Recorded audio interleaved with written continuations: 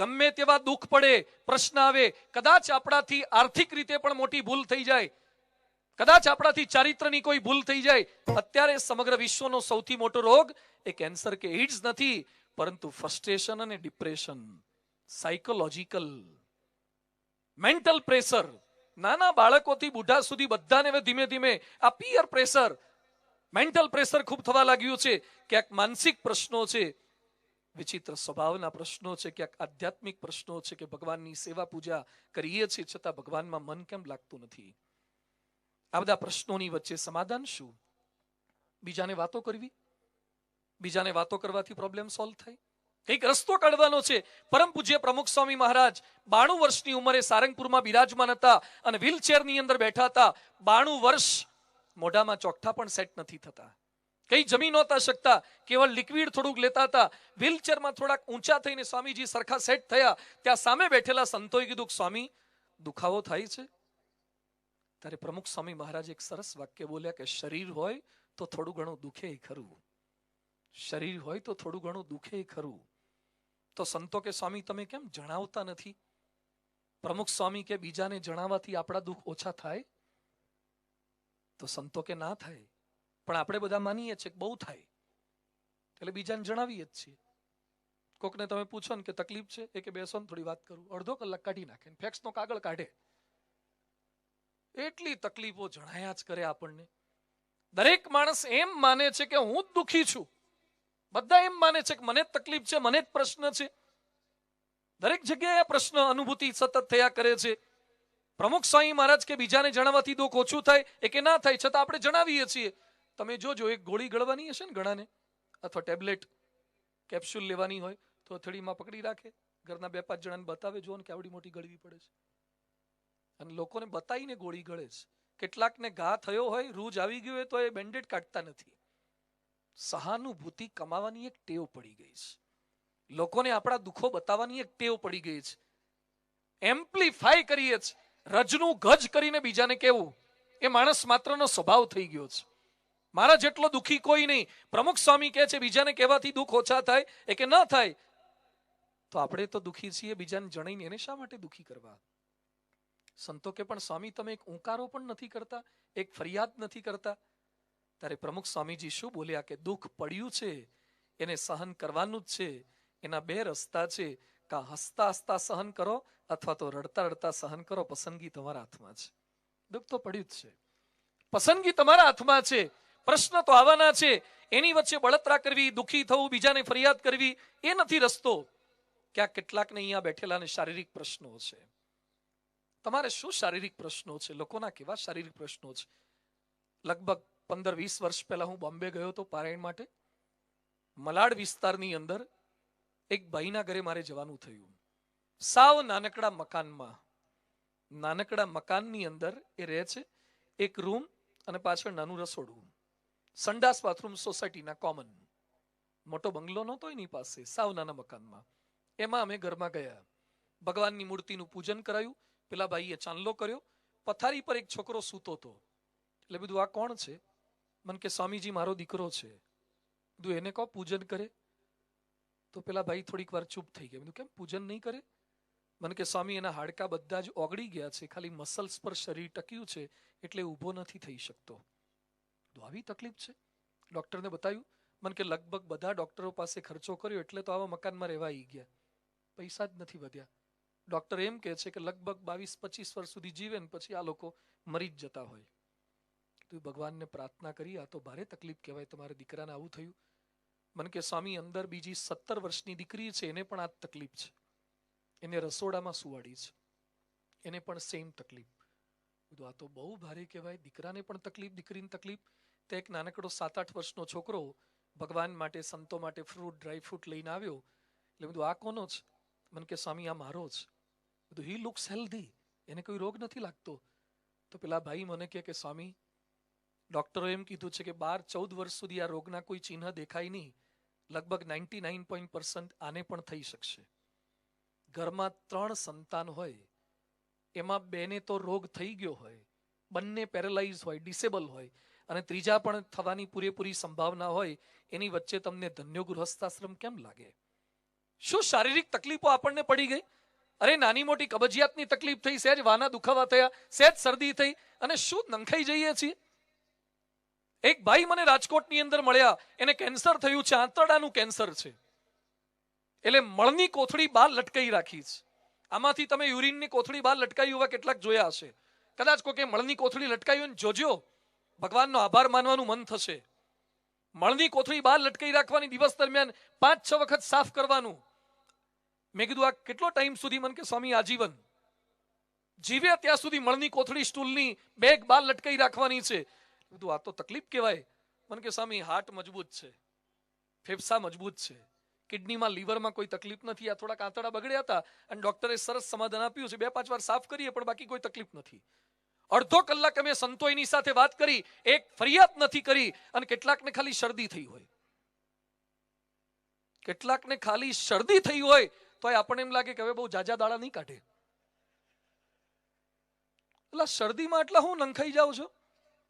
અમુકને તાવ તો હજી આવ્યો ના હોય, તાવ તો સિદ્ધપુર હોય. તાવ ક્યાં હોય? તાવ સિદ્ધપુર હોય અને પાલનપુરમાં માંદો થઈ ગયો હોય અને બીજાને હાથ બતાવીને શું કે જો ને આવે એવું લાગે છે ને. હજી આવા તો દે, શું આવે એવું લાગે છે? માંદા પડી જઈએ છીએ, મનથી વધારે માંદા પડી જઈએ છીએ. તો એના સમાધાન શું છે? વ્યસન કરો. ગમ કો ભુલાને કે લીએ નશા ચાહીએ. ગમ ભૂલાવવા માટે તો નશો જોઈએ ને. દારૂ પીવો, ગુટકા ખાઓ, ફાકી ખાઓ, આ બધું ખાઓ એટલે નશો કરો. એટલે વ્યસનથી સોલ્યુશન છે. વ્યસનથી દુઃખના દર્દ મટી જવાના છે. પણ છતાં માણસ જ્યારે તકલીફ પડે, નાની મોટી તકલીફ પડે અને વ્યસનના રવાડે ચડી જાય છે, દારૂ પીવા લાગે છે. કોઈ વ્યસનથી કોઈના પરમેનન્ટ સોલ્યુશન ક્યારેય આવ્યા નથી ને આવવાના પણ નથી.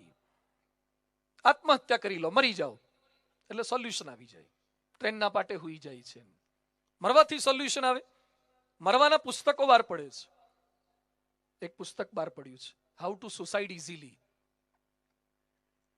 સરળતાથી કરી તેમ મરવું, એનું એક પુસ્તક બહાર પડ્યું છે. મેં એનો આર્ટિકલ આખો વાંચ્યો છે. કારણ કે કેટલાક લોકોને જીવતાય નથી ફાવતું અને મરતાય નથી ફાવતું. ટ્રેનના પાટા પર ટાઈમ જોયા વગર ગયા હોય, એમાં ટ્રેન ટાઈમે ના આવે એટલે કંટાળીને પાછા ઘેર જઈને હોઈ જાય. કૂવામાં પડવા ગયો હોય ને પાછો કૂવો વધારે ઊંડો દેખાય એટલે કે નાના ક્યાં તો વાગે એવું લાગે છે એટલે પાછા ઘેર જતા રહે. 5-10 માળના બિલ્ડિંગ પરથી ઉપરથી હેઠા પડે, નીચે જોયા વગર. એમાં નીચે વાળો જતો એ નંખાઈ જાય, ફ્રેક્ચરમાં આવી જાય અને પોતે બચી જાય. વજન જોયા વગર, પંખાની કંપની જોયા વગર પંખે લટકે, એમાં પાંખિયા વળી જાય વજન જાજુ હોય તો, અથવા દોયડું તૂટી જાય. કે ભગવાનની ઈચ્છા નથી લાગતી. ઈચ્છા તો ઘણી છે પણ તું હારા કંપની હારી સિલેક્ટ નથી કરતો. મરતા આવડતું નથી એટલે એક સરસ બુક બહાર પડી છે, હાઉ ટુ સુસાઇડ ઇઝીલી. 100 ઉપાય છે મરવાના, સરસ 100 ઉપાય છે. એમાં એક સરસ જબ્બો બહાર પડ્યો, સદરો. ઉનાળામાં પહેરે ને સદરો, હાફ સ્લીવ્સ નો સદરો. થોડીક વાર તમે પહેરો ને અને 2-3 મિનિટ થાય ત્યાં તો તમે મરી જાઓ. કોઈ તકલીફ નહીં, બળતરા નહીં, જલન નહીં, દુખાવો નહીં, માથાનો દુખાવો નહીં, ઉલટીઓ નહીં, કશું જ નહીં. થોડીક વારમાં તમે ગુજરી જાઓ. એકવાર મેં સભામાં પ્રસંગ કીધો તો એક ભાઈ સભા પછી મને બહાર ગાડી સુધી મળવા આવ્યા. મને કે પેલો મળે કે બાપજી? આવો જબ્બો ક્યાં મળે? મેં તમારે પહેરવો છે? મને કે ના ના, એક બેને પહેરાવા છે. માણસ કા મરે કા બીજાને મારે. આપણી તકલીફ આ છે. દુઃખ પડે એટલે મરી જાઓ. મરી જાઓ એટલે કઈ સોલ્યુશન આવી જવાના છે? મરવાથી કોઈ સોલ્યુશન નથી. ક્યારેય વિચાર ન કરો. ભગવાન સ્વામિનારાયણ શિક્ષાપત્રીમાં લખ્યું છે, આત્મઘાતસ્તુ ન કર્તવ્યમ. આત્મહત્યા કરે ન કરવી. દુઃખ સાથે મારે કહેવું પડે છે, ભારતની અંદર રોજના 2000 માણસો આત્મહત્યા કરે છે અને 2018 ની અંદર વિશ્વની અંદર મહત્તમ આત્મહત્યાની અંદર ભારતનું નામ આવ્યું છે. આખા વિશ્વની અંદર મહત્તમ આત્મહત્યાની અંદર ભારતનું નામ. ગયા વર્ષે ભારતની અંદર 98,000 યુવાનોએ આત્મહત્યા કરી છે. 98,000 યુવાનોએ આત્મહત્યા કરી છે. જે 15 થી 22, 25, 30 વર્ષની ઉંમરના યુવાનો યુવતીઓ આત્મહત્યા કરે છે. શા માટે? શું શીખવાડ્યું સ્કૂલો દ્વારા, કોલેજો દ્વારા? કઈ ડિગ્રી આપી? કયા સર્ટિફિકેટ આપ્યા? કઈ ક્વોલિફિકેશન આપ્યું? શીખવાડી નથી શકતા કે પ્રશ્નોની અંદર રહેવું કેમ. આત્મહત્યા કઈ સોલ્યુશન નથી. હું ભાવનગર ગયો તો એક લેક્ચર હતું 10મા 12માના વિદ્યાર્થીઓ માટે. પ્રવચન મેં પૂરું કર્યું. એક વિદ્યાર્થી મને મળવા માટે આવ્યો. મને કે મરી જવું છે. 10માનો હતો, બહુ નાનો લાગતો હતો. તું કેમ મરી જવું છે? મને કે રિઝલ્ટ ખરાબ આવે એવું લાગે છે. બધું એડવાન્સમાં મરી જવું છે, આયા પછી મરે ઠીક છે, હજી એ ના મરવું જોઈએ, પણ આવે એવું લાગે છે. બધું કેમ અત્યારથી તને એવું લાગે છે? તારા ટકા નથી આવતા. મને કે ગણિત, વિજ્ઞાન, સમાજ વિદ્યા એનું ગ્રાન્ડ ટોટલ 40-45 થાય છે.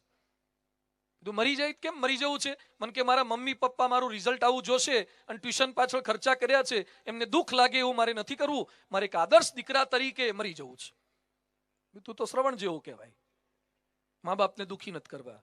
બધું તું મરી જઈશ ને એ સમાચાર તારા મા બાપ સાંભળશે તો વધારે દુઃખી થશે કે નપાસ થવાના સમાચાર સાંભળશે તો વધારે દુઃખી થશે? મને કે આમ તો મરવામાં વધારે દુઃખી થાય. કોઈ દુઃખી કરવાના જ છે, જેમાં ઓછા થતા એવું કર ને. મરવાથી સોલ્યુશન? વચ્ચે અમદાવાદની અંદર કાંકરિયામાં એક છોકરો મરવા પડતો હતો. 10મા 12માનું રિઝલ્ટ આવે ને ત્યારે અમદાવાદમાં, કાંકરિયામાં, વડોદરામાં સુરસાગર, જામનગરમાં લખોટા તળાવ, ભુજમાં હમીરસર તળાવ, ત્યાં જ્યાં તળાવ હોય મરે એવું હોય ત્યાં ઊભા રાખે પોલીસને, કારણ કે અમુક લોકો પડવા જાય. એમાં અમદાવાદમાં એક છોકરો કાંકરિયા તળાવમાં પડવા જતો એટલે પોલીસે રોક્યો. ભાઈ કેમ પડવું છે? કે મરી જવું છે. કેમ? એ કે રિઝલ્ટ બહુ ખરાબ આવ્યું છે. પછી શું થશે? એ કે મરીને પછી સારું ભણીને રિઝલ્ટ લાઈન બતાવશું. ખરો ક્રાંતિકારી કહેવાય. મરી જઈશું સારું રિઝલ્ટ લાવશું. એટલે પોલીસ બુદ્ધિશાળી હતો. પોલીસ કે તું મરી જઈશ ને નવો જન્મ આવે સીધો નીટમાં જીમાં આવીશ, તું 12થમાં આવીશ, એ ગ્રુપમાં બી ગ્રુપમાં આવી જઈશ? ના ના, કે પેલો ડાયપરમાં આવીશ, બાળોતિયામાં આવીશ, પેલો તો કિન્નર ગાર્ડનમાં, નર્સરીમાં, જુનિયર પ્લે હાઉસમાં એમાં આવીશ. તો પોલીસ કે દરેક ધોરણની એક પરીક્ષા તો થાય? ના ના, કે એમ તો 3 થાય, ટ્યુશનની જુદી થાય. એ કે તું 12 વર્ષ સુધી 40-45 પરીક્ષા આપીશ, તારે માંડ 12માં આવીશ, અને એ વખતે પાછો એનસીઆરટી કરતા નવો સિલેબસ આવ્યો હશે, તો પાસ નહીં થાય. એના કરતા ડોબા ઓક્ટોબરમાં આપીને પાસ થઈ જાય. મરી જવું છે, પછી આમ કરવું છે, તેમ કરવું છે. અહીંયા બેઠેલા બધાને મારી વિનંતી છે, ગમે તેવા દુઃખ પડે, પ્રશ્ન આવે, કદાચ આપણાથી આર્થિક રીતે પણ મોટી ભૂલ થઈ જાય, કદાચ આપણાથી ચારિત્રની કોઈ ભૂલ થઈ જાય, છતાં પણ નેવર ટ્રાય ટુ સુસાઇડ. ક્યારે મરવાનો વિચાર ન કરવો. ભગવાનને પણ પસંદ નથી. ભગવાને આપણને પૃથ્વી પર જીવવા માટે મોકલ્યા છે, સારું જીવવા માટે મોકલ્યા છે.